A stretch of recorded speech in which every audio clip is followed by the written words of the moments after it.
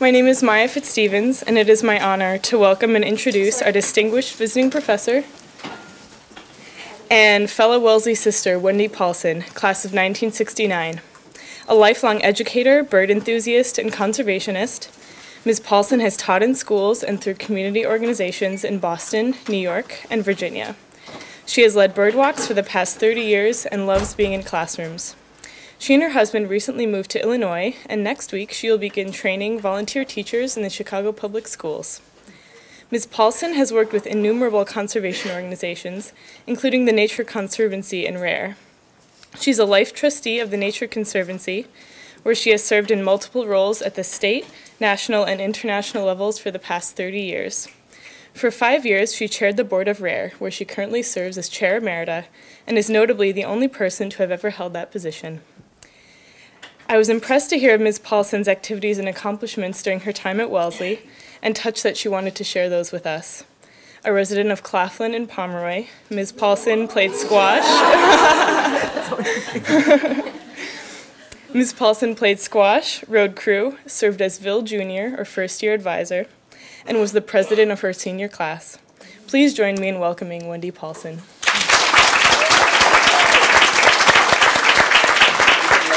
Well, I'm delighted to be here, and the tables are getting a little bit turned now, because for those of you who were not here this morning, Hank and I have been listening to presentations from 3 groups from the Madeleine Albright Institute for Global Affairs, and we heard presentations on Afghanistan, North Korea, and East Africa. And first of all, they're each one totally different. The common thing was that I cannot tell you how impressed both of us were with the presentations, the quality of them, the substance of them.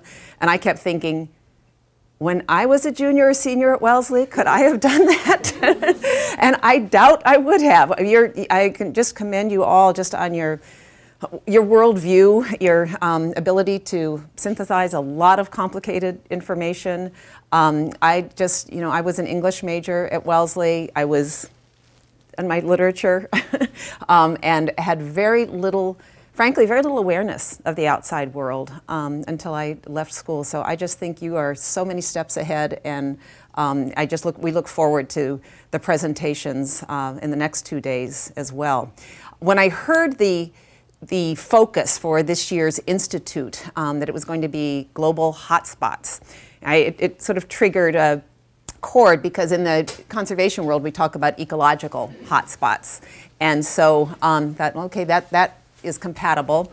And I've worked with a variety of conservation groups, going from our very, very local to state and domestic, national and international. But the one that it works only internationally is RARE, and so I thought that would be a really good fit for this particular presentation. So I was delighted that Jenks, who heads up RARE, was willing to come up from Washington for the day and co-do this presentation with me. And what I thought I would do, this morning we realized just there's so many challenges, and particularly in the conservation world, that the picture can get gloomy, it can get discouraging, even depressing, and sometimes you can feel outright defeated. I was so happy to see a lot of solutions suggested this morning, and real tangible ways that people could make a difference. And that's one of the things I've always appreciated about RARE, and just in the work that I've done over the years, and I've felt very compatible with, is identifying workable solutions. They may be on a small scale, but figuring out how to make a difference that way, and intelligent, practical solutions that work are scalable, and they can be models for teaching and learning well beyond the particular place they're applied.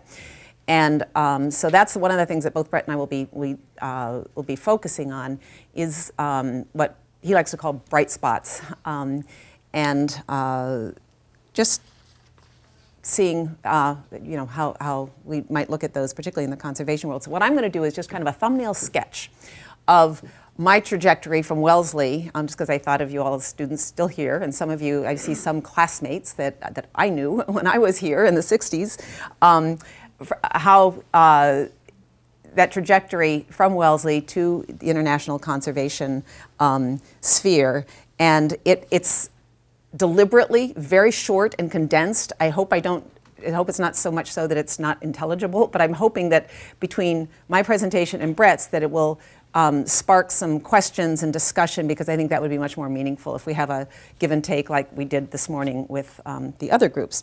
So if I can remember how to get going here. As I contemplated graduation from Wellesley, I had almost no idea what I would do. Or even what I wanted to do, literally. And we all, that year, we all decided to have very natural poses outside. But I spent a lot of time by Lake Waban. So how do many hours spent walking the paths along the lake, how did they lead to planting mangrove saplings in Dongjiagan wetlands of Hainan in South China with basketball star Yao Ming and Brett Jenks, who'll be up next? Or participating in a festival in San Sebastián del Oeste in Mexico, celebrating pride in the region's natural treasures, including the jaguar, or becoming involved in conservation initiatives in other ecological hotspots around the world. After Wellesley, I discovered that the attraction to Lake Waban and the trails around it indicated a deep, latent interest in the natural world and the infinitely fascinating life forms that populate it. And that was probably nourished by my many hours of reading romantic poetry, and I mean, there was a lot at Wellesley, as you all know. Just by being here, the landscape has a deep impact on you. You sometimes don't realize it till after you've left. I also love teaching children, and after full-time teaching in various places, I began a many-year engagement with our public school district in Illinois as the nature lady. I still have people stop me in the store saying, "Weren't you my nature lady?" Teaching students about the plants and animals native to the prairie state. At the same time, I began field studies that I never had at Wellesley. We didn't have environmental studies then. I'm so envious of you that you do. And through those studies, I learned about prairie grasses, forbs, birds, insects. Many of these species were and are rare and declining, and I found I wanted to do what I could to help them thrive. So I became deeply involved in local grassland restoration efforts to reclaim landscapes suffering from ecological degradation, to restore them to functioning prairies and savannas bursting with native plant and wildlife species. Chicago is an epicenter of grassroots landscape restoration initiatives.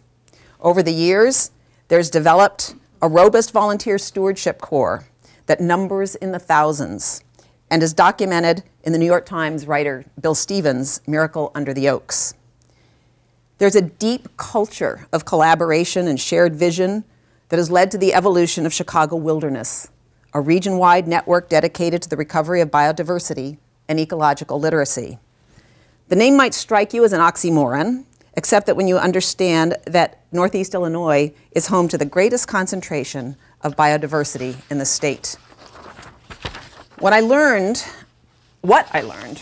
from those many years of teaching children about nature and participating in landscape restoration is that community engagement and broad ecological literacy are essential to lasting conservation efforts. I saw that happening in my own community, where it's accurate to say that there is a strong culture of appreciation for nature and desire to keep it an integral part of daily life.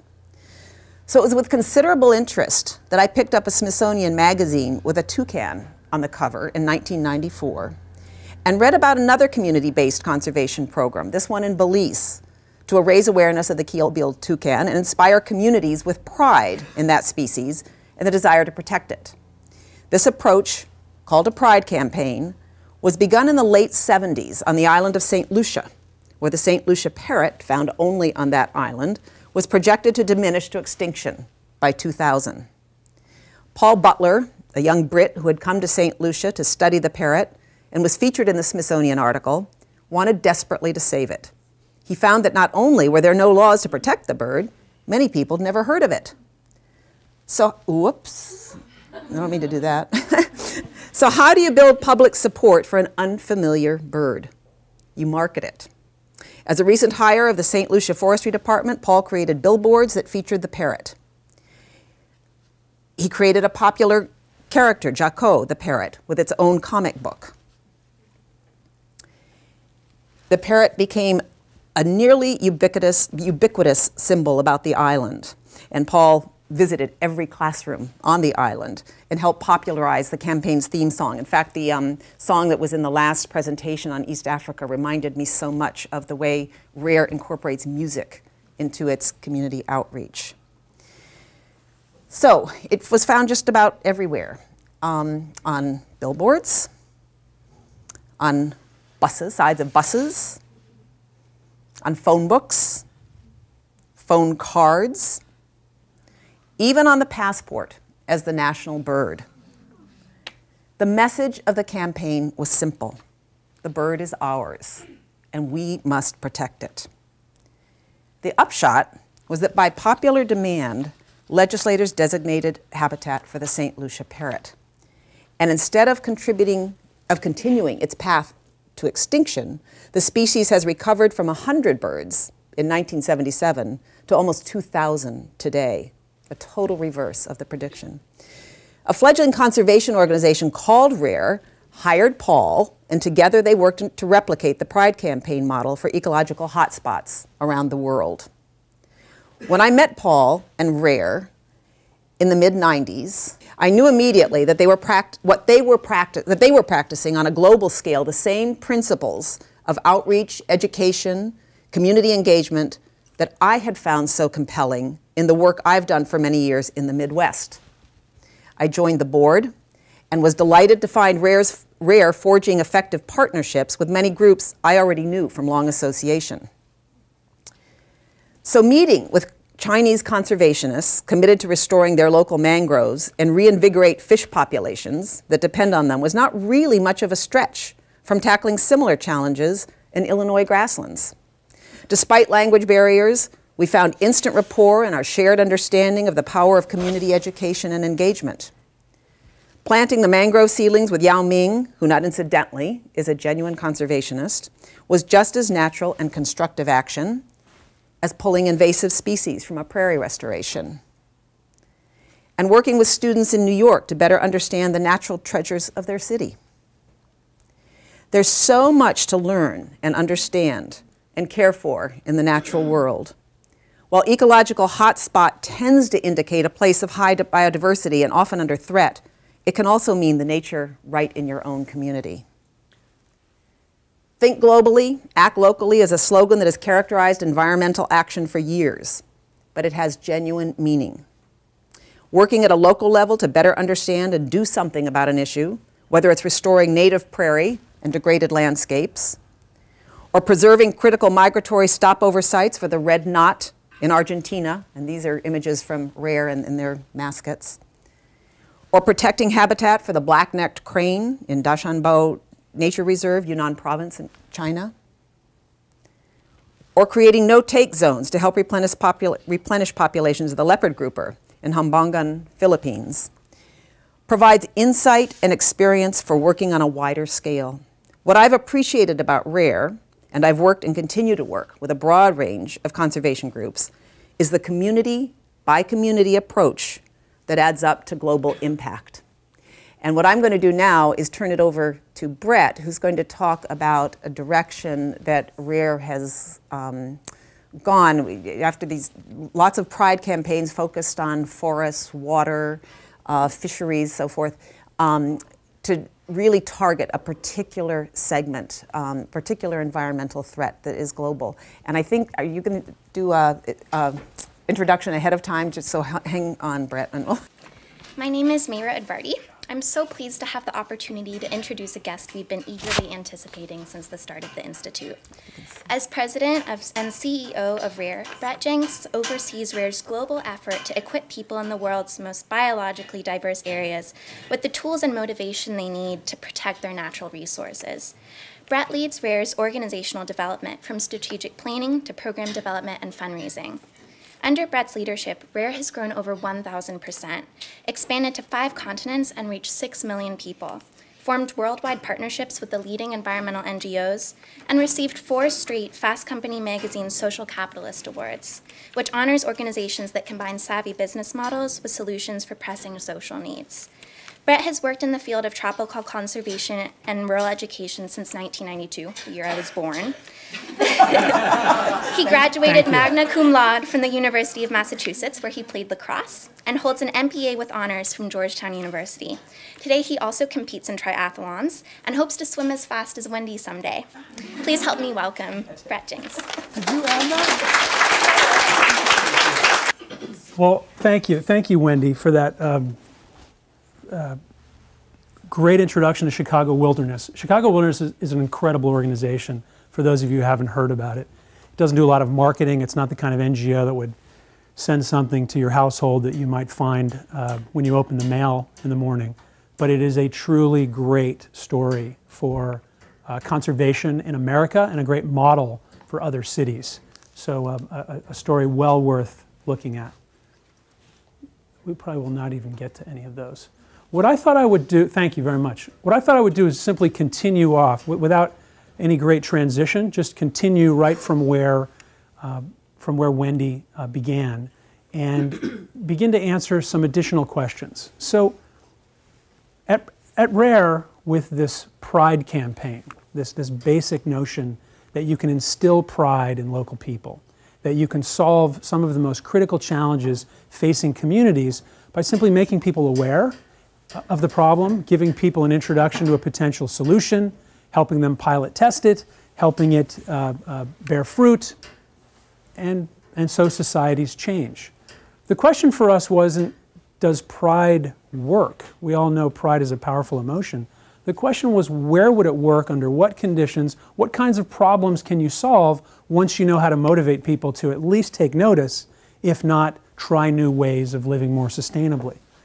Well, RARE has shown in 265 different places, 56, 57 countries all over the world, that this basic model actually works. So for Salvador Garcia, who was one of the proteges of Paul Butler, he used the same basic approach to not only save a couple of endemic species in the cloud forests of Mexico, but to systematically reduce forest fires and eventually change the way local communities, 16 local municipalities, manage their waste, manage recycling, and manage their watersheds. He was Conservationist of the Year in Mexico in 2001, simply by taking a method from RARE and replicating it in his communities. 2 years later, he won the Mexico Municipal Project of the Year, 2004, for that recycling program that was unprecedented at the time. The same model, the same basic approach used by Lang Zemin more recently in China is being credited with changing the way that the Chinese living on the border with Korea and Russia think about tigers, to the point that poaching has almost been eliminated in the forest right on the border in Hunshun province. So whether it's the Caribbean or Mexico or China, and whether it's tigers or recycling or fisheries, this same basic approach has been proven effective. So once you start to see this veritable litany of local success stories, if you're ambitious, you begin to think about what else you can do. What kind of impact can you have? And so just recently, we started to ask ourselves, what are the big, hairy, global problems that can be addressed at a local level? Such that if we were able to run hundreds or thousands of these kinds of campaigns to galvanize the spirit behind leaders, local leaders, could we take on an issue like fisheries and how many of the world's poorest people feed themselves? We realized that it's actually an urgent problem. A lot of people don't know this, we take it for granted, but fisheries are being wiped out all over the world. The loss of fisheries and overfishing is also the chief threat to coral reefs throughout the tropics, and has impacts far beyond just this question of where's our fish coming from.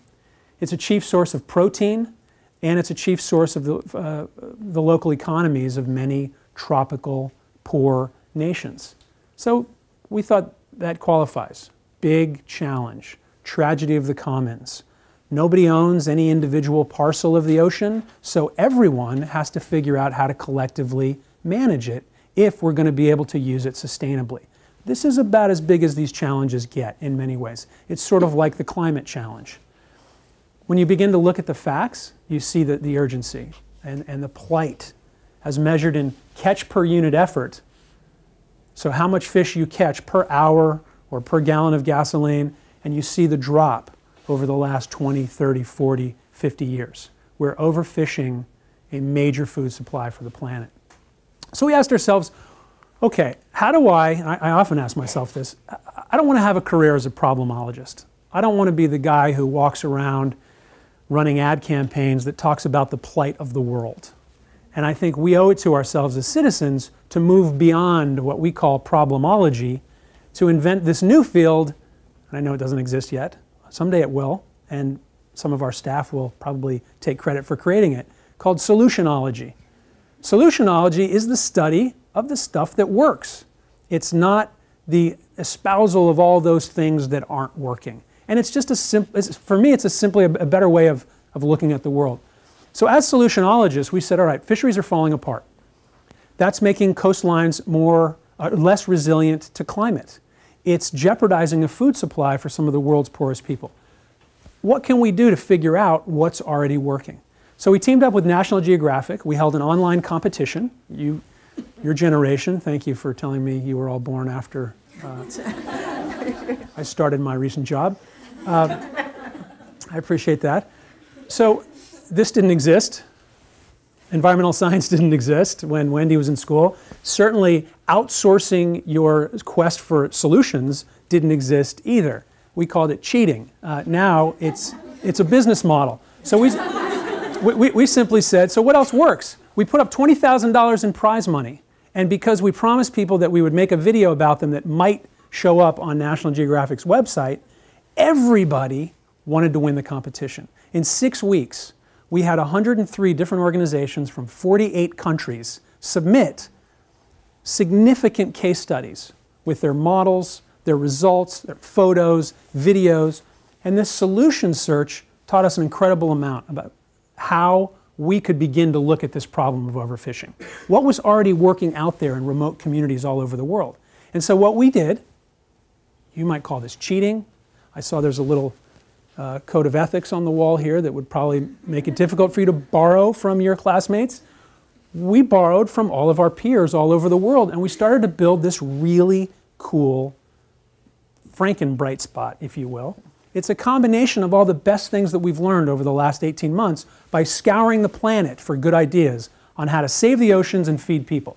One, semi-privatize nearshore fisheries, exclusive access privileges. Basically, give people the right to manage their own fishery. Two, give them the right to enforce what is now their own fishing area. Three, create these miraculous little no-take zones. A fishery replenishment zone is basically where the local fishermen agree no one's going to fish. What happens inside the no fishing area is the fish get big and fat and old. Doesn't sound very appealing unless you're a fisherman, but this is the one time in life when it's really great to get big and fat and old, because you produce 250 times the offspring of a young, skinny, juvenile fish. So this is how we replenish the sea with fish, through semi-privatization, collective management, and no-take zones. Plus some monitoring and evaluation, a little bit of policy, because those are sticky regulations that have to be created, and a great deal of community support. No-take zones work. All you need to know is, on average, a 446% increase in the fish stock inside those no-take zones, which is a big deal. We also know that the spillover happens. 207% on average, the fish that spill over out of those no-take zones, they're not all really smart, into the area where the fishermen can catch them. And we know local leadership based on Pride's experience, but also Eleanor Ostrom, who just passed away, unfortunately, the Nobel Prize-winning economist from Indiana. One of her proteges has been studying fisheries and found those same Nobel Prize-winning tenets for helping communities manage their own landscape apply to fisheries. So if we can have local leadership, no-take zones, and territorial use rights for fishers, we've got a solution in the making. So how do you know if your solution is scalable? How do you know if it can be replicated? How do you know if it's going to really change the world, make the kind of impact that you want? We've been working in the Coral Triangle recently. How many of you have ever been to the Coral Triangle? How many of you have ever heard of the Coral Triangle?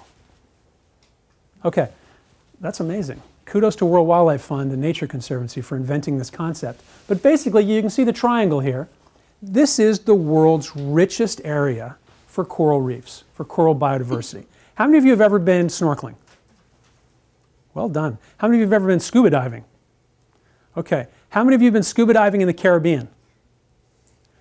There are 4 or 5 times the number of species, the diversity of life, and really the colors, in the Coral Triangle as anywhere in the Caribbean, and in fact the entire Caribbean combined.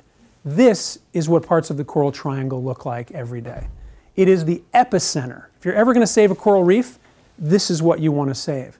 This is also an incredibly important ecosystem for feeding the planet because of the way these things work. So in Hambongan, which Wendy mentioned, we started to package these things together. This whole idea of territorial use rights, these no-take zones, and pride campaigns. We said, well, what if we could train local leaders to replicate that same system? Is it going to work? So in Hambongan, in this little island in the Philippines, deep in the epicenter of the Coral Triangle, where for the past 50 years, fishing has gone from being a daily home run, everybody comes back with a full boat, to this. Local fishermen, who our staff know, this is 4 hours of fishing. So when you think about catch per unit effort, now imagine how's the Philippines going to feed its people? And what happens to the reefs when there's no fish left to glean them, to protect them, to help them recover from bleaching events?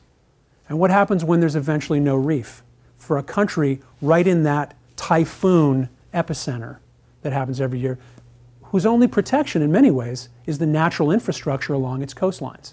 So whether you're interested in climate, whether you're interested in fish, whether you're interested in coral reefs, whether you're interested in poor people, whether you're interested in democracy, all of these things are linked.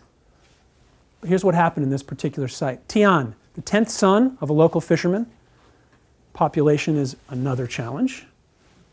Tian stepped up and said, we can do something about this. We can make a difference. And he signed up to join a 2-year-long mentoring program so that RARE could teach him how to galvanize public support, introduce new approaches to fishing, and make a difference. So Tian joined 11 other students in a cohort of 12, and over 2.5 years they worked in their own community to bring this about. So here he is working with local fishermen. This is his launch event. This guy had never run a marketing campaign. 7 months into the process, here he is with 2,500 people in a local gymnasium with local mayors standing up to pledge their allegiance to the no-take zone. I kid you not, I was there. I couldn't, it was like Beatlemania meets conservation. It was such a great experience. Like a New Hampshire primary on, with Sesame Street characters.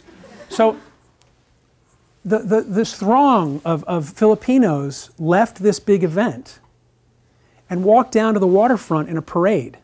And there they embarked on the parade went amphibious.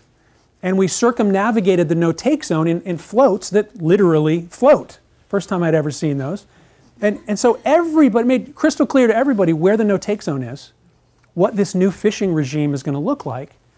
And that was just the beginning of the campaign. We printed a bunch of t-shirts. This is now the school uniform every Thursday in Hambongan. It's the campaign brand, the campaign message, and it basically describes the need to take care of your no-take zone, which is the lifeblood of your community. And Wendy showed you earlier a number of these, this marketing collateral, but there you see calendars, bumper stickers, school fairs, public performance art. That is not the old when we were kids, that would have been the Peanuts logo. Remember that guy? Some of you will remember. The Peanuts guy? That's not the Peanuts guy. That's Malloy the Panther Grouper. And Malloy the Panther Grouper has his own poster series that dots the coastline so that everybody understands how the system works and why.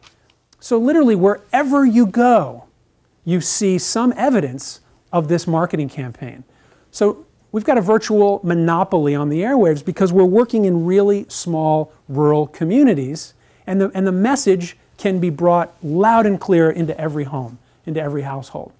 And so here's Malloy standing up in front of a couple hundred people at just one of his daily events, holding a cell phone, and it says "Report Na," which in Tagalog, which has elements of Spanish and English and Tagalog, means report it, report now. If you see anyone even thinking about fishing in your no-take zone, you text the local office for enforcement, and they will come out and intervene. So in the course of 18 months, Tian was able to change the behavior of the fishing community in which he lives. And because it worked to the tune of, on the left, here's inside the no-take zone, before the campaign and after the campaign. 433% increase in the biomass in that area. In just 1 year. That's how, literally in just 1 year, that's how productive the ocean can be. And then outside the no-take zone, here's the spillover. More importantly, remember, he had 11 classmates. So here they are, men and women from all over the Philippines. And here's what they're seeing after just a year. Clearly, he was the outlier at 433%. But our goal was 10% for the first 12 months. Here's what we're seeing on average. Fish abundance, fish biomass inside and outside those no-take areas.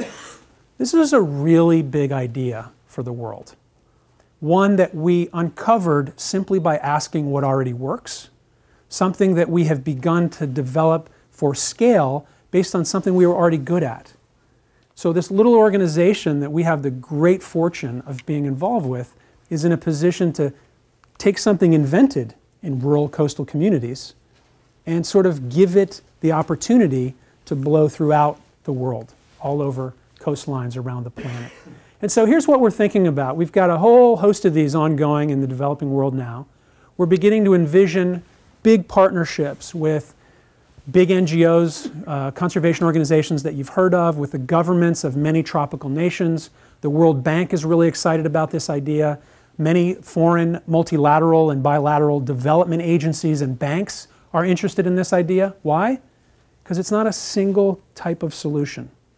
It's about empowering people to feed themselves in a way that protects the habitat on which their economies and their cultures depend. And in the end, if it's successful, it's about protecting coastlines, the world's poorest, most climate vulnerable coastlines, because we're giving them a good reason to protect the mangroves and the seagrass beds and the coral reefs that provide that first line of defense from the inevitable storm surges that are coming our way all over the planet. So that's, in a nutshell, solutionology, and it meets as it overcomes problemology. And the vision here is fish forever. We want to take this and make it the new norm all over the world, all over the developing tropics. But of course, it all started many years ago when I, like you, was a student looking for something to do with his life. Many of you have far clearer directions and far bigger hopes than I ever had. And there's me with my nifty little handbag. Cost me $1 in a local Talamancan market in Costa Rica. But all I wanted to do was help. I wanted to volunteer. So like Wendy, when she joined RARE as a volunteer, I volunteered for 2 organizations, ended up doing a joint venture among them.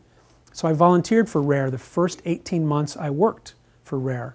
And several years later, I had the good fortune of becoming its first CEO, and have had the last 12 years working with people like Wendy and with Hank and Anita Beckenstein and Duncan McFarland, board members and supporters who are here in the room with us today, several of whom are from this area. But it's the volunteers that actually make all of this happen, especially in the developing tropics, in those communities where someone like Tian steps up and says, I could do that. You show me how, you give me a little support, I could change my community. I could make this place different. We could live more sustainably. And so I thought it's only appropriate if I closed with the 3 new Wellesley women who stand behind Malloy the mascot. So you have Alyssa on the left here, you have Moena in the middle, and you have Hillary. Hillary is helping my COO design that Fish Forever campaign. Moena is helping manage our global fundraising efforts. And Alyssa is our lead on relationships with USAID and the State Department. So RARE more than welcomes the future stars from Wellesley, whether they be trained in the 60s or in whatever we actually call this decade. But thank you for having us here today.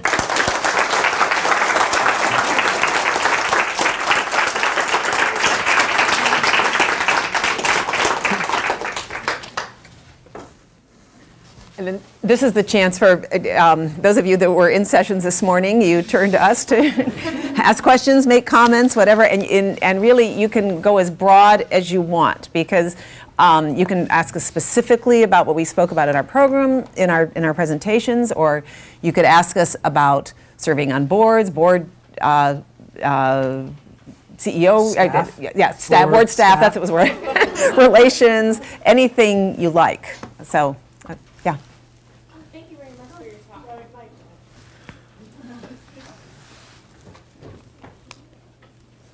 Good afternoon. My name is Lois. Thank you very much for your talk on RARE.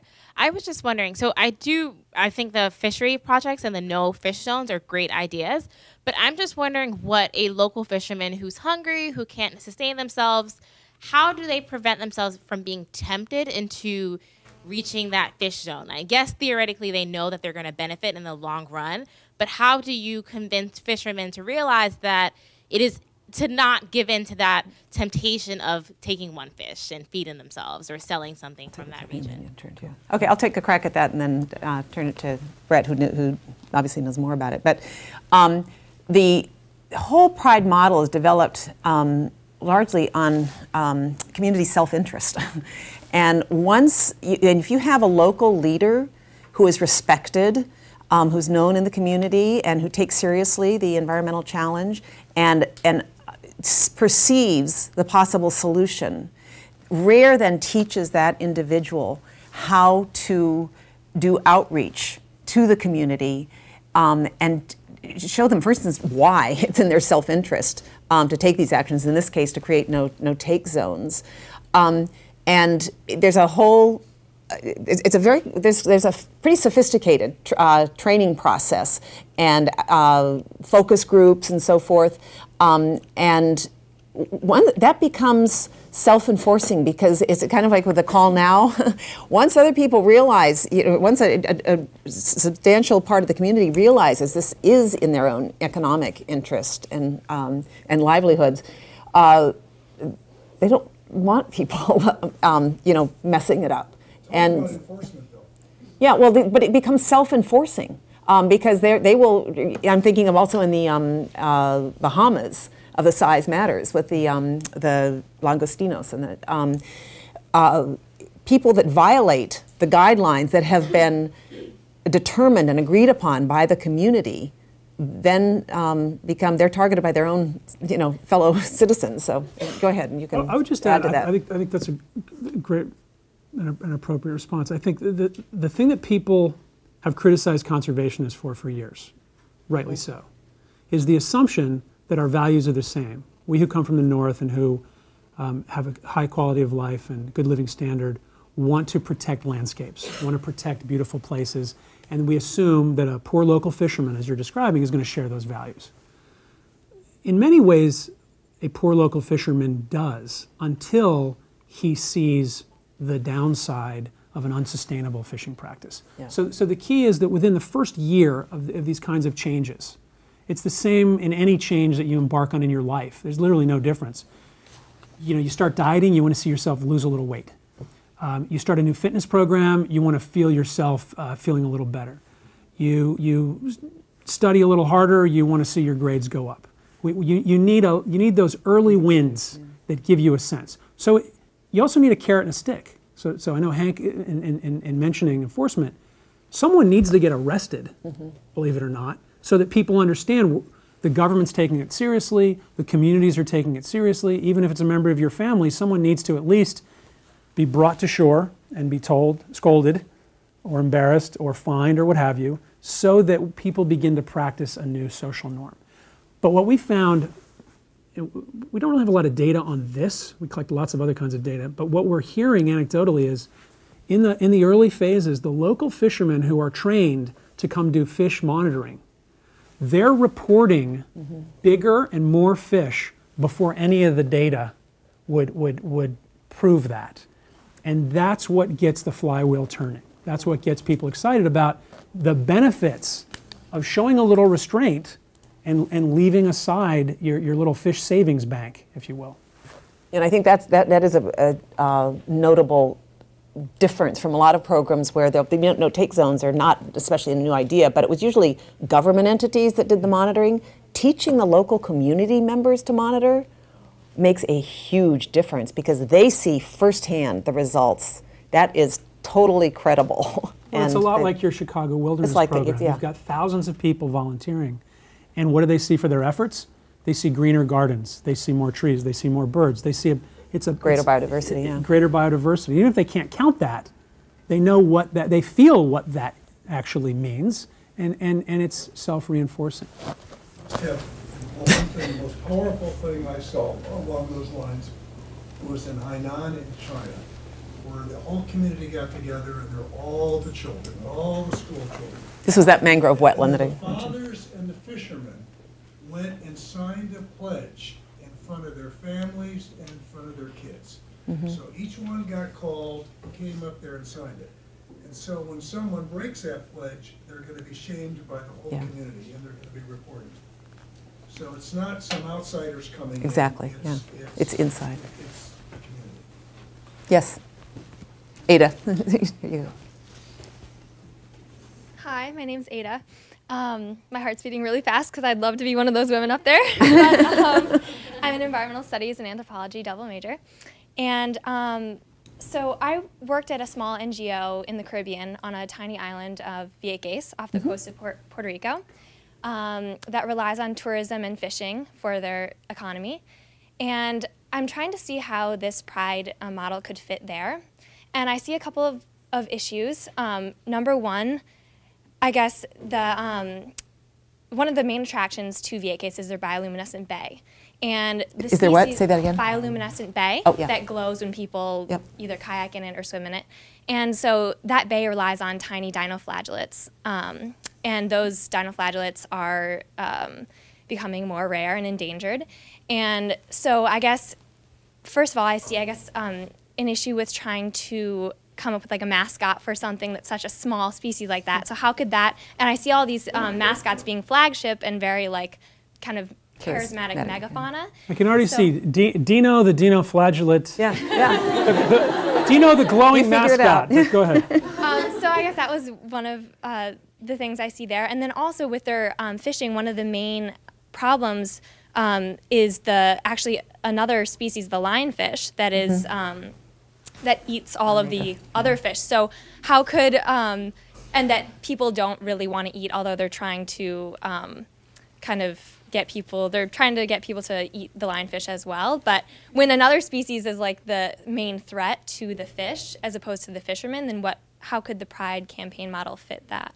You want to talk about barrier removal and that? Yeah, so we first of all, people have been talking to us about Vieques for quite a long time. One of our board members at RARE is from Puerto Rico, and he brings it up about, it's cyclical. Every couple of years he brings up Vieques, so thank you, Ada. You know, we really do two things analytically to figure out a problem. First, we think about it biologically. So as you're starting to map out, what's that system that's in place that is either that is going to be addressed through human behavior or something that humans can do that will eventually address this ecological phenomenon of invasive lionfish. That's one way to think about it. The other way to think about it is from a behavior change modeling standpoint, where you want to think about what we call the benefits exchange. So what does someone get, in essence? It doesn't have to be monetary. It could be spiritual, it could be social, it could be cultural, it could be economic, political, it could be power. What does someone get in exchange for adopting that new behavior? So in this case, I think you're really, you'd have to determine what the actual goal is. Getting rid of lionfish probably doesn't have very much to do with the dinoflagellates. I've heard about, in fact, one of the entrants to Solution Search was a local group, maybe it was the one you were working with, that's getting chefs to work on promoting the consumption of lionfish to make it a delicacy, right? But you sort of imagine, I'm eating this invasive lionfish, it sounds terrible. People have come over those kinds of stigmas on food throughout the last century in some really amazing ways. The stuff you eat now, in many cases, would never have been eaten 100 years ago, at least by the people that you know. And so I think it depends on what your goal is. The dinoflagellates and this phenomenon of bioluminescent bays is more of an ecotourism infrastructure that enables the evolution of the economy. How those things fit together, I'm not quite sure. I don't know. But in short, that's how we would analyze it. What is the actual problem? How have other people solved it? And what might we bring to bear to help a local organization like the one you were working with solve the problem? Because I think one of the hallmarks of the RARE model that really attracted me to it was the identification of, in this case, it's usually one, there may be a lot of things that engender pride in an area, but the fact that, that the dinoluminescence is something that we've got that, makes this place very special. Or the grouper, is it a leopard grouper or you call it a panther grouper? Yeah, but, it was a panther grouper, and then they told us it was a leopard grouper, and then the scientists decided it's a panther grouper. Okay, I got to get it right. But identifying something of the natural heritage, that is very special to that region, and understanding that that's, as I said with the St. Lucia parrot, that's ours, and that power of pride.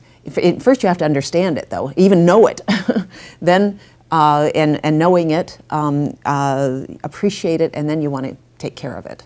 And in a way, in the nexus here is in a way that also benefits the community. So that is a kind of a hallmark of the Pride campaign. Yes? You. I also get really excited when you were talking about the Coral Triangle, because my group is East China Sea, South China Sea.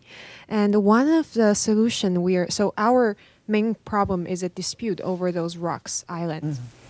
And one of the possible solution is to make it a natural sanctuary for fish, that it doesn't belong to any country, and it's like a no-take zone. Yes. Do you think it's possible? Absolutely. So one of our board members is Steve Gaines, who's at the University of California, Santa Barbara. He's the dean of the Bren School of Ecology, and he's also our partner, one of our partners on this Fish Forever idea. He's done a lot of research over the last couple of years on no-take zones and their potential applications. And he's looking right now at advising the government of two South American nations, Chile and Peru. Chile is pretty good, not perfect, pretty good in some categories of managing its own fisheries.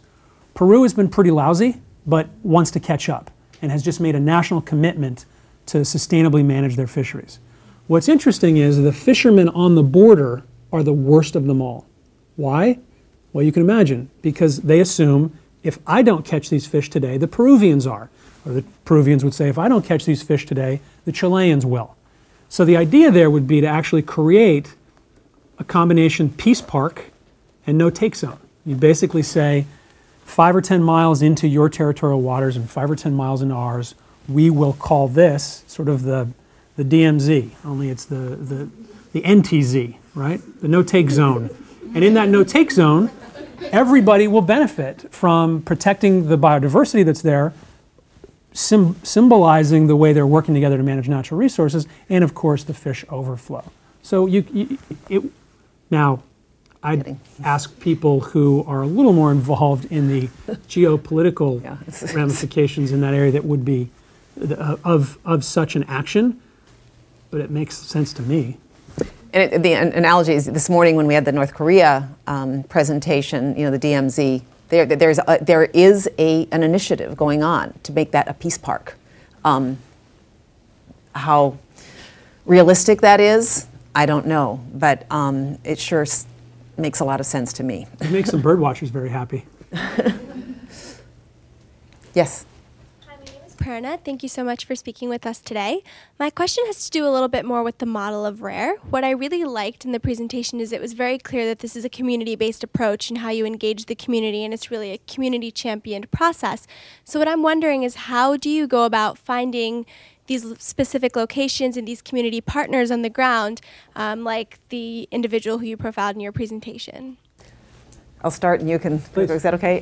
It's been an evolutionary process, and it used to be that you'd go out and actually look for places. And then there was a collaboration with the UN, UNESCO. UNESCO, yeah. But as the process matured, as the methodology matured, it became apparent that you really wanted some baseline standards. And we're at the point now that there is a very pretty high bar application process. It's like getting into Wellesley. That's what I was going to say. Yeah, okay. That's why I went first.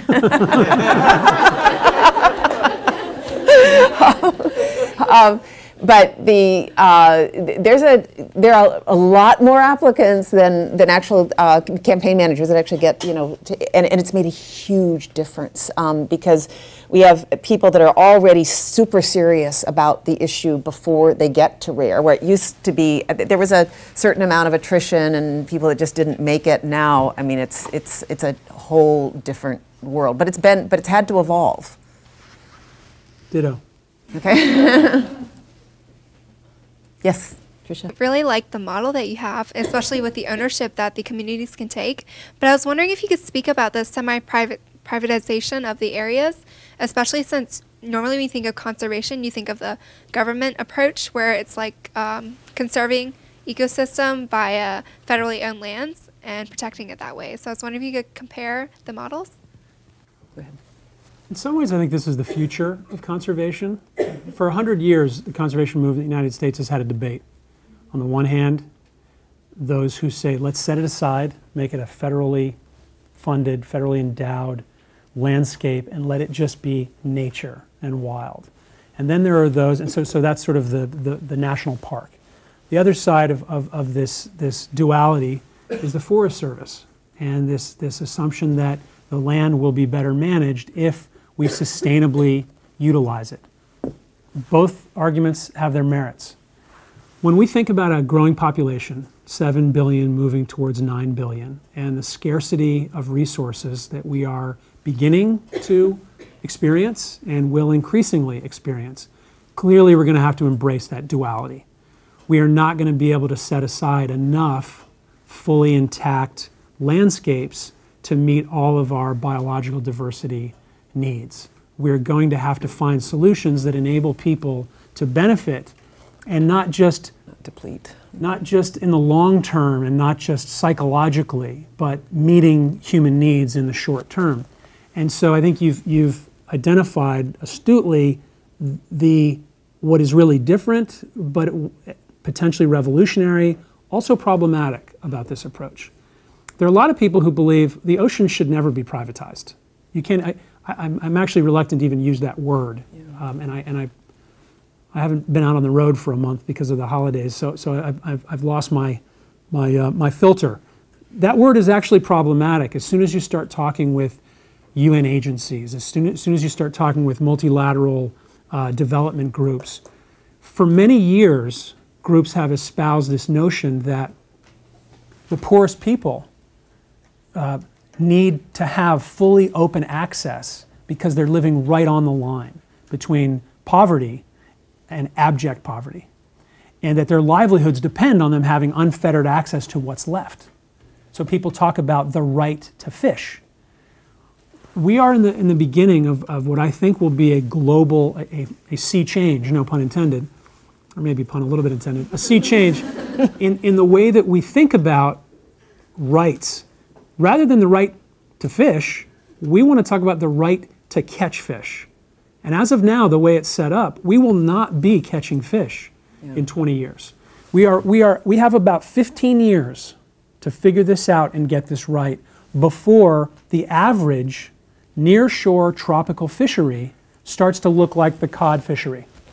And if any of you are from New England, and well, you're all living here at least, you should know, people don't really know why the cod's not coming back. And in part, it's because it has been so depleted that other species have been able to intervene in that food web so that they can't repopulate and they can't re-stimulate their own growth, even with very large no-take zones off of Georgia's bank. So it's a great question, and it calls for a philosophical as well as an economic argument. We just need the chance to prove that this can work in a couple hundred places around the world, and we believe it's going to tip. It also argues for greater ecological literacy. I talk a lot about that because I think it's one of the dimensions that is very much ignored, and especially with I think it should be part of education from the ground up. But just with the cod, for instance, menhaden, the disappearance of menhaden is one of it. Who knew? I've talked with a number of you about different books, and there's one called The Most Important Fish in the Sea. Menhaden is the most important feeder fish, but it has been overfished to the extent that there are no menhaden, and so there's nothing for the cod to eat, too. So all of this is so interconnected. Anybody that's in an environmental studies major knows that anyway, because you hear it all the time. But the extreme interconnectedness, and to me that just points to the need for all of us as global citizens to understand the ecology of whether it's fish, forests, whatever, a lot better than we do now. Agreed. Yes. Hi, my name is Wangoi, and I have a question just on going on in your discussion of semi-privatization. And I'm wondering, you call it semi-privatization, but what it sounds like to me is communalization. Mm-hmm. And I wonder if there's a reason you don't use the terminology communalization, and what role you can see. I see it as coming in the discussion of power devolution to communities, and maybe that's a way that people who are wary of the term privatization, as I am, I think in some senses, can begin to look on it more favorably as communities being engaged and communities having the right or having the power to determine what is important to them and how they'll approach it. I love that word. Great point. I couldn't agree more. I think for every audience, for every community, there is a new language. And I think you're right. In devolution of power, for example, in the Philippines is what led us to really thinking about this model in depth. I don't know if many of you know this, but in the Philippines, the sea up to 7 or 8 miles off the coast is controlled by local mayors. So they have completely devolved the power and authority to manage natural resources, to utilize natural resources, to the mayor. So the influence of 1,000 fishers or fisher folk and their families on a local mayor to do the right thing is really powerful. So there we would be talking about devolution. We would be talking about the community right to manage its own fishery. To a banker in the United States who we would like to invest in this supply chain reform or philanthropically in these dollars, I would probably use a term that would be more relevant, but I couldn't agree more.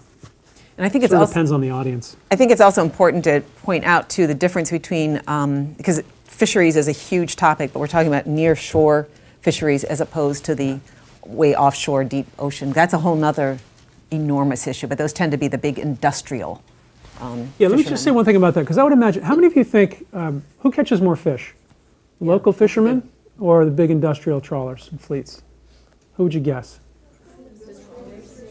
So you would assume it's the trawlers. You would assume it's the big industrialized fleets. Well, there's only less than 10% of the world's fishing effort, the world's fishermen mostly, we call them fishermen. In fact, fisherwomen like to be called fishermen. They don't want to be called something that's not the usual It's like our chairman emerita here. That's right. I always said I'm chairman. I'm fine with that. So less than 10% are these industrialized fishermen. The actual take? Most of them are near shore. Oh, okay. The take is about 50-50. Okay.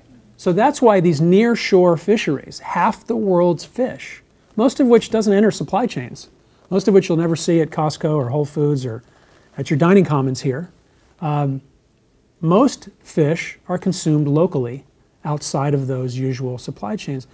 Half the fish of the world, though, are caught by these poor local fishermen. That's why this is such potentially a big idea. Yes, Christine. And I'm interested in hearing more about the tension between, I guess, conservation needs and the externalities that come from a thriving ecotourism. Because we understand that some of the needs for example, with the Coral Triangle, preserving it, it might, communities may also hope to grow some sort of ecotourism initiative. But the externalities of that would be more urbanization, there'd be waste, there'd be infrastructure built to accommodate that. So I'm interested in hearing kind of how communities balance their desire for conservation, but perhaps like a hope.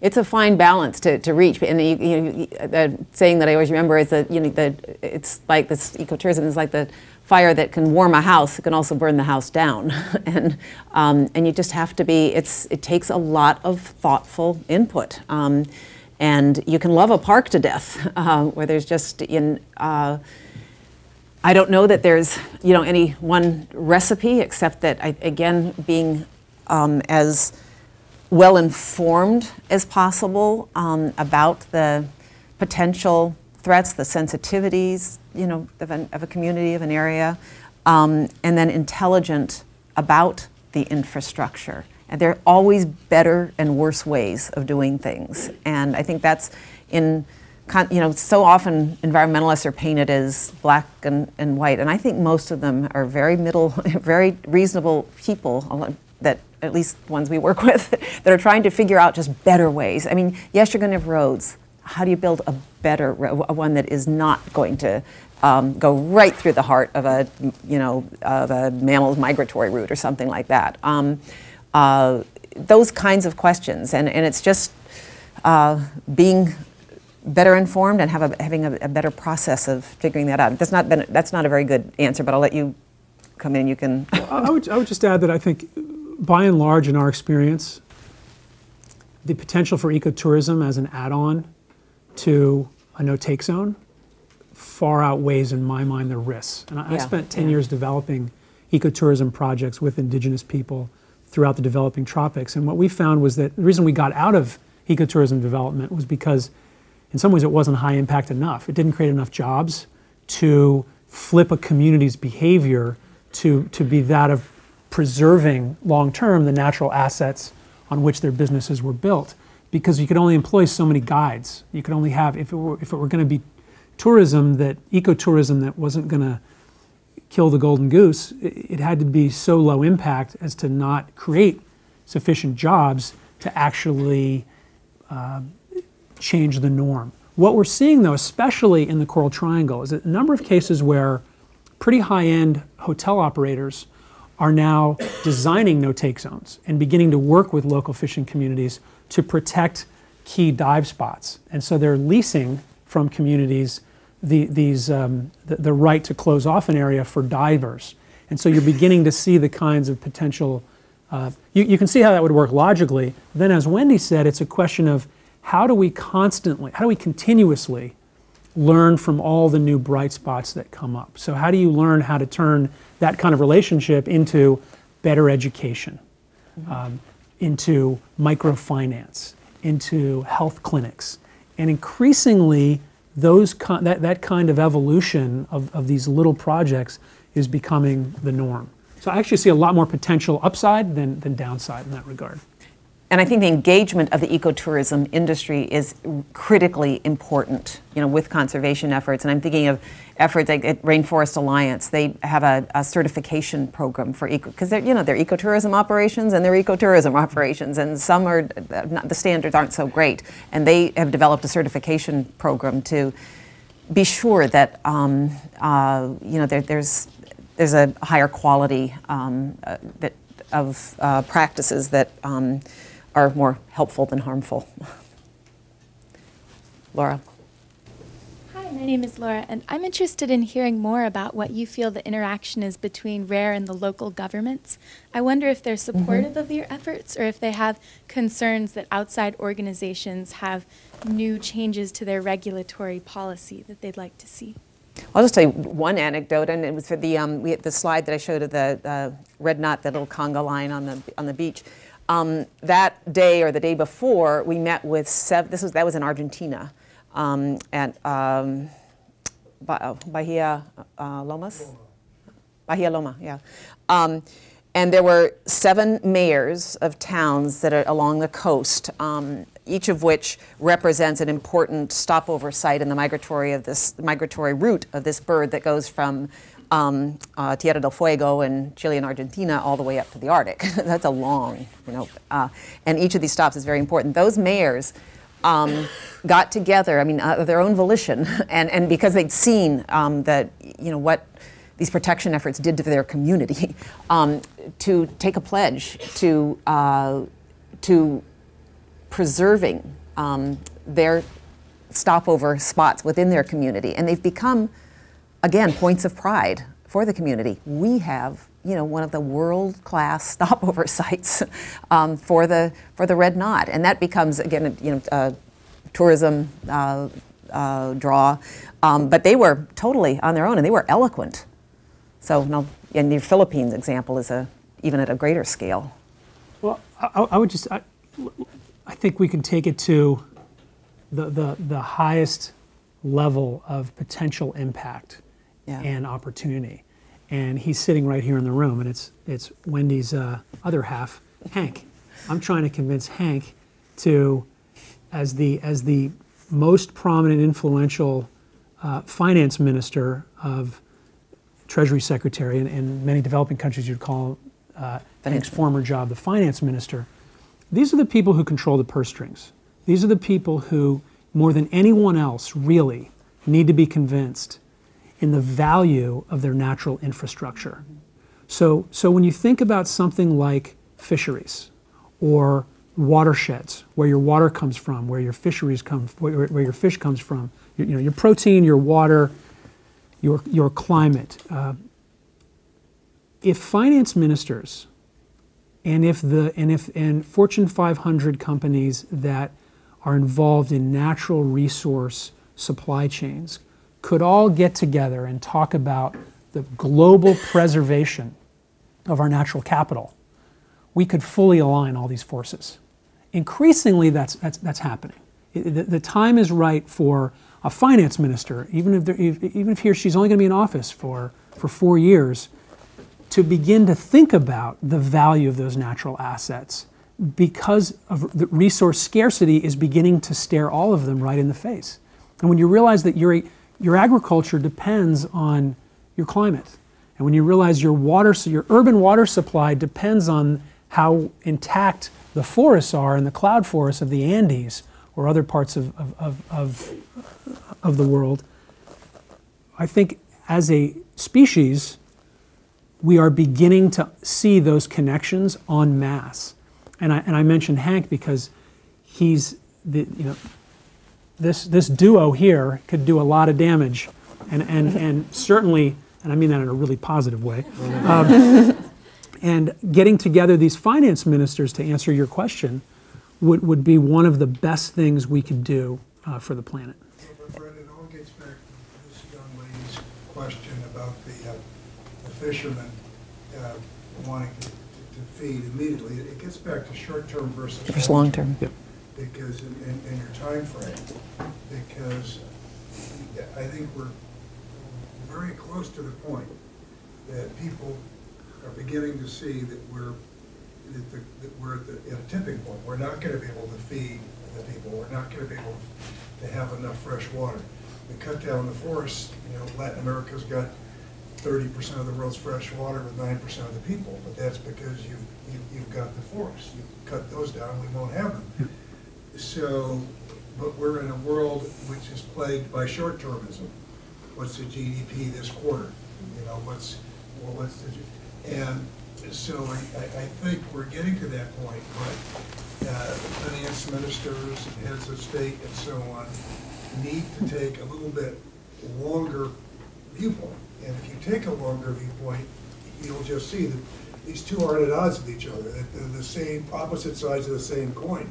You know, environmental protection, you know, ecological diversity and preservation and economic growth. But I'll tell you, it's still, even at the finance minister level, it is hard today to get finance ministers that think their government's not going to be in office much longer if they don't create short-term jobs. So it's that trade-off. It's that short-termism is the biggest one that they all have. So the question for a finance minister would be something like this. If this has been the decline of our fishery, and we know, let's just say en masse, we're going to do these, this Fish Forever model all over your country, finance minister of, let's say, Peru. Fisheries is the best example you can get because there's a short-term payback. Yeah. And so the everybody knows if you want to raise pigs, you don't kill the sow. You know, you kill the boar. You don't go in and you don't kill the breeding. All the things I've learned that there's no case I would rather make because there's a shorter term payback. So you've got a better example than you do on so many other areas with the no-take stance. So I think this is the gateway drug for global natural resource reform, right? Because of what you just said. So the idea here would be, what about a green infrastructure bond? What if a finance minister said, well, let's put together a bond package so that over 30 years we can reform our fisheries and create more food. Then let's do something similar for water. This is the way we can begin to mix these sort of finance and governing mechanisms with natural resources to have this longer term view. That's what's exciting about this little community fishing project. It's really about answering Hank's bigger question. And at the same time, I mean, that's, you know, government at the highest levels and in the policy level and that sort of thing. I think that simultaneously it's really important to work with local governments too. And that's where I see a lot of power because sometimes they're way ahead. And, you know, as we see in our country, sometimes it's states that are taking the lead. Sometimes, just about usually. So, usually. Yeah. Yes.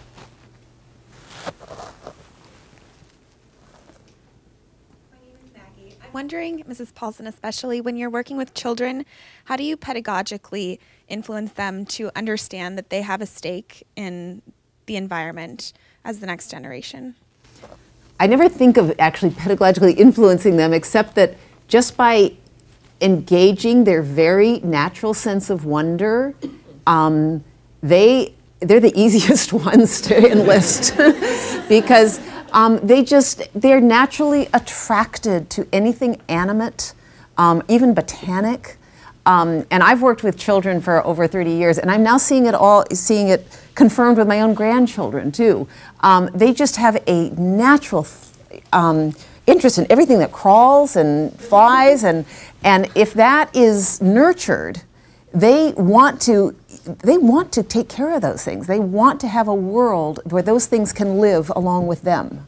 And so I never think in a didactic way. It's just simply helping open their eyes, keeping them open. I usually don't have to open the eyes of really little ones. It's often the older ones.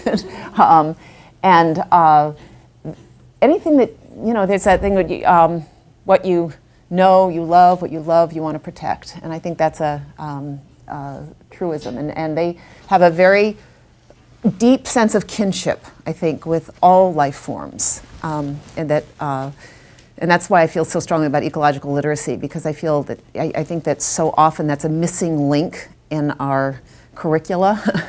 It's more and more is just left out. It used to be actually a pretty integral part of it. I mean, I remember, Hank, what was your 5th grade teacher? You had to learn all the trees in the area and the flowers, and I mean that just isn't part of, you know, their studies anymore. And it's just as important because this is the planet that sustains us. You have anything to add to that? You've got kids that. Okay. I take my kids hiking so much. Teach kids, that they'll help teach parents. That's the other thing. I'm glad you, yeah. Says, Daddy, you shouldn't be in the shower for 20 minutes. Well, that's a different sort of environmentalism, but I'm just thinking, you know, that. But Daddy, you don't have to be afraid, or Mom, you don't have to be afraid of the snake. I mean, this snake is really and because children have very little fear of life forms, and a great interest in them. Yes.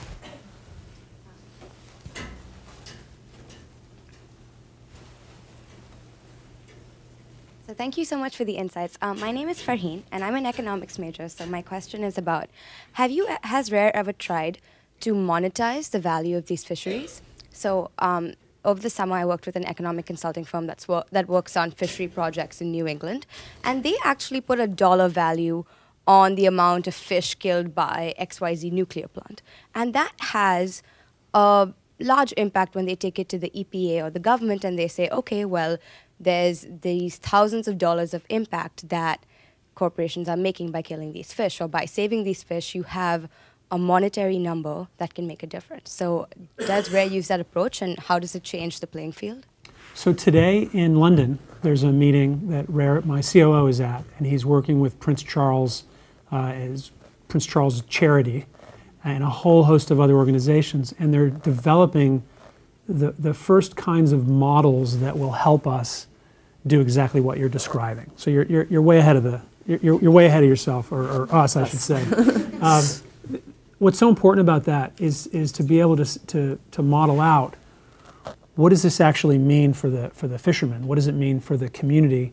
And then what does it mean for the economy? And what we've already found just within our rudimentary modeling is, so let's assume that on average these no-take zones will boost fish stocks in the spillover and fishing area by 200%. We actually believe, based on the studies that we've already done, that there's probably a 400 or 500% increase in the value of that fishery born of value-added processing. If we can bring small or even microfinance lending into these cooperatives to let them refrigerate their catch before they put it to market, if they can cooperatize and bundle their catch and time it so that they can be in a better position to sell it at the right time or at the right price. Or if they can do buyer aggregation schemes with buyers, you can move from a 200% increase in value to a 500, therefore times 2,000% increase in value. That doesn't include, when you get communities working together, the efficiencies born of actually fishing less. Because as soon as the race to fish is addressed, people aren't fishing down the supply, racing out there even in bad weather, risking their lives, which is so common in unmanaged fisheries. You get additional efficiencies there. So my COO spent 2 days locked in a room. He's an MIT Sloan finance guy who left Wall Street 8 years ago to come do this kind of work. He locked himself in a room for 2 days and came out with this model, and he said, I may be crazy, but I feel like we're talking about thousands of % potential economic value created through this system. So we've got a model and a template, but now we've got to do 50 to 100 of these, plug in the data, and see what actually happens. But that is a really important study.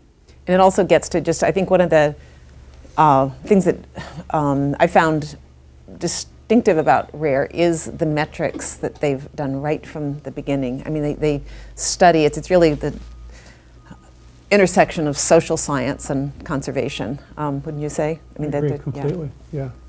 You need to measure. You don't know if it works unless you, it's like any 8th grade science project.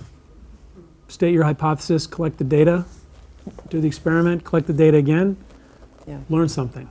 And if you don't do that inside every project, you end up, at this point in your career, speaking platitudes and not having learned very much. Not having hard evidence. You want to avoid that at all costs. Let the data tell you what you're doing.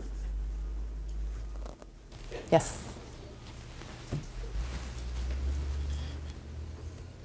Hi, my name is Carly. And as I was reading about RARE last night, my mind for some reason wandered to mountaintop removal in Appalachia. And I wondered if these rural communities could develop pride around things like clean streams and intact mountains. if that could work. So I was wondering if how RARE's model could be applied to inanimate objects. Have you ever done it, and what would be different? Gosh, have there been any inanimate? I mean, I think that's a great point. And my son-in-law is from West Virginia, so I hear a lot about mountaintop removal, and it's a. Have we done? I don't know that RARE's done any inanimate, but I think it's absolutely. And actually, I know from the bit of reading I've done about that, there've been a number of people that have said, you know, I would never have called myself an environmentalist, but when I see my stream completely destroyed, I'm an environmentalist, you know, if that's what it takes. And so you're absolutely right that people take pride in those kinds of natural resources. I would just say that the basic approach makes sense. Take away the mascot, and just focus in on one, people believing in themselves. You know, pride is the ability to hold your head high against all odds in some ways. I think a community activist in Appalachia who wants to stop mountaintop removal has to have a lot of pride and a lot of courage, because the deck is pretty significantly stacked against them. Now, that said, in the end, this benefits exchange idea is powerful, regardless, and it's shifting. Mayor Bloomberg invested this past year $50 million in the Sierra Club.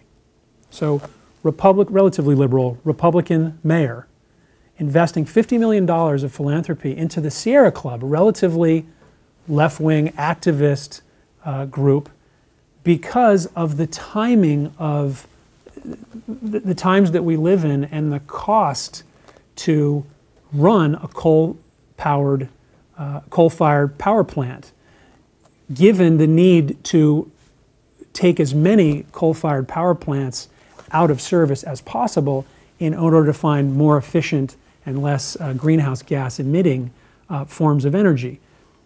So the benefits exchange for society has just started shifting, and he wants to just give that a nudge. Well, if that's the case, and you're now a governor, and you're thinking about how to turn the lights on in the households of your constituents, and you're beginning to think about alternatives, that then makes that lonely mountaintop removal activist job just a little bit easier. And you can begin to think about how to continue turning that tide. So I think, you know, would we do a pride campaign with Malloy here? Definitely not. Malloy, he's quickly deflatable, Hank. And we'd end up in an even tougher position. But the same principle applies. He couldn't go start his car.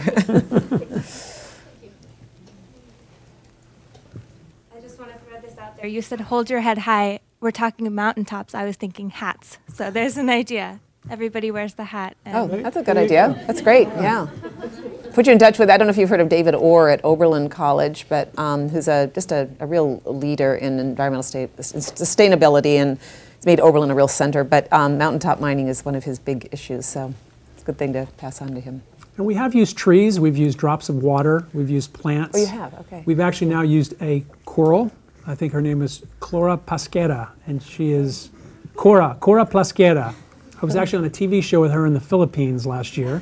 Me and my friendly, inanimate Cora the coral. She's animate. Watch what you ask for. Coral is animate. Well, coral is animate. Over a decade, you are correct. I've never had one say hi to me or run away. One more question. Okay. All right, do you want? Oh, whoops, no. Whoever gets the microphone. I think she has it, actually. Hello, my name is Jiwon, and thank you very much for your talk. I was very fascinated by the idea and the hope that solutionology can provide in the future. I was wondering if you have other plans for application of solutionology. And also, I was thinking, do you think solutionology could be applicable in terms of developing a big-scale project against climate change? Those are great questions. You guys, I got to tell you, honestly, this is, she told me. Okay, if I had $100 for every time Wendy Paulson had said, I told you, the endowment would be intact. I'm sure Hank has had the same experience. So yes, you are right. Those are great questions. So the application of solutionology, I want to do another solution search very soon on climate adaptation, because I think it's while people are, is everybody familiar with climate adaptation? This notion, well, after Sandy, I'm sure everyone understands the link between the loss of oyster beds over the last couple hundred years, the loss of mangroves, the loss of all that natural infrastructure that would enable New York, would have otherwise enabled New York City to adapt to changing climate. So there's lots of intact habitat around the world, especially in tropical areas, which we happen to care a great deal about. And the question is, how are those communities going to adapt? And how are they going to maintain their resilience? So I think it'd be great to do a solution search now where we simply put up a prize and ask people from all over the world to share with us their emerging solutions, their emerging ideas, so that we can begin to collect, create a database, explore, test, have academic institutions pour through them, and increase our understanding, our creativity, to begin to see what's possible. So the answer is yes. And if money weren't a problem and we had people to actually start implementing those ideas, I'd like to do one of those every quarter from now on and unleash a little mini revolution around a new set of solutions. But you've got to manage these things well, and you don't want to start them unless you're really going to finish them. On climate, I think we're already well on our way to addressing some of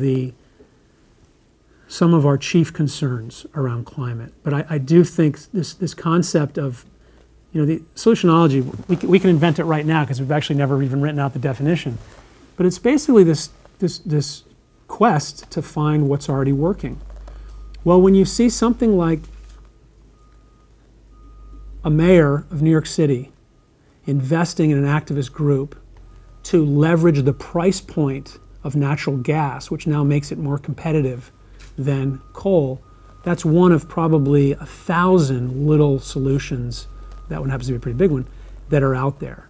The question then is, if you think of this like a business, where do you find all of those investors to invest in each one of those little ideas so that it can go from good idea or good intention to test with proof that it works to major investment in scale and training and replication so that we can actually make change? So I think we can learn a lot from the way the pharmaceutical industry develops drugs in some ways. That's the way I now think about conservation. And so having studied business after taking over as the head of an environmental organization was super helpful for me in beginning to envision the way you take a small idea like a coffee shop, as Howard Schultz did, and end up, whether you like it or not, with 20,000 of them. I just think we need to be doing that kind of scale with all these good little ideas for climate or fish or forests. And by the way, that whole industry is welcoming people like you coming out of school who have the time and the energy and the hope to say, hey, I'd like to take that idea and run with it, or I'd like to experiment with a few that might become the next big idea. And I'll just add to that, just to take us back to the beginning of my presentation, where they were restoring grasslands in Illinois, which actually has a great impact in reducing greenhouse gases, but in restoring many of these natural systems that we've destroyed, whether it be salt marshes around New York City or mangroves in the tropics. And the power, Brett had brought out the power of volunteers. That's a whole nother theme in all of this. And I think people are looking for ways to make a meaningful contribution. And that is one of the ways. Often we say, how do we do it? What do we have the manpower? And we're finding in Chicago Wilderness, we have over 8,000 volunteers that are going out willingly, on their own, mostly on weekends, but just one project at a time. And it does make a difference.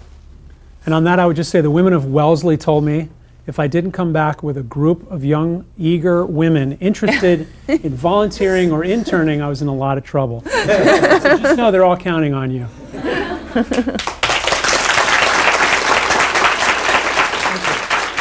Yes.